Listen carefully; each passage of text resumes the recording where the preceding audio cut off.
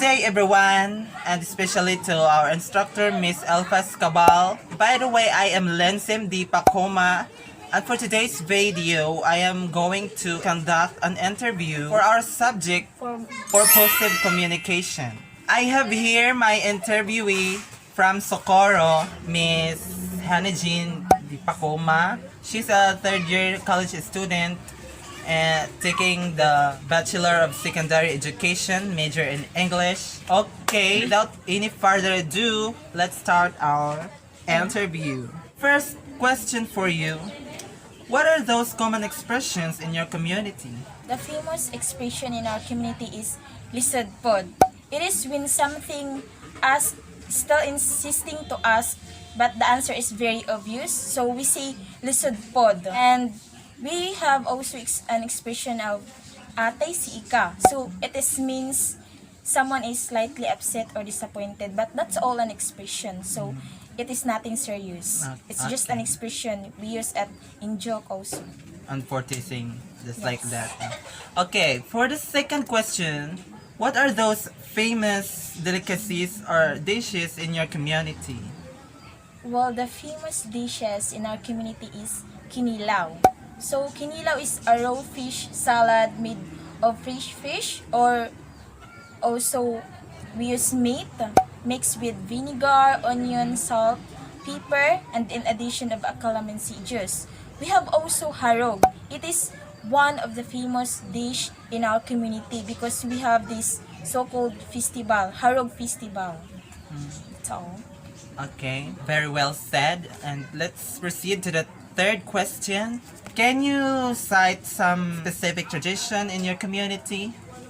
Okay. So in our community, we have bayanihan. Bayanihan is one of the famous and most applied tradition in our community, which every member of the community is united to do a task, such as helping those homeless and fortunate member of the community. We have this thing also, arranged marriage. Arranged marriage of every family that has the same group or organization, settling their daughters to get married.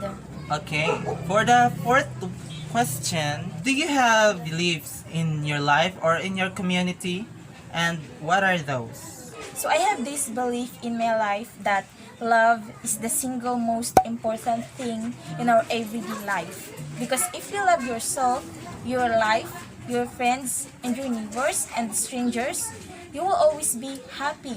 When you have a genuine feeling every day to wake up and smile, you'll move differently. You'll start not to care so much about the negatives in life and focus on the positives. Even if your life isn't going how you prefer, you'll still find some way to be grateful for life itself, for your life itself. Okay, so for the fifth and last question, what dialect has in your community and how it differs from others? Our dialect is called Socorronhon accent. So it is different from others because, for example, the other community says their house is bayay. So for us, we called it bay. And Bye. kabalo, for us, it's kaantigo. Then dalan, it is a road. We call it dan. So that's the different from other community. Dalan into Socorronhon, Dan. it's Dan. Yes. Okay, that's the end of our interview for Miss Hanejin Pacoma. Thank you for your participation and cooperation in this interview. Okay, thank you also for having me answer your questions, your queries.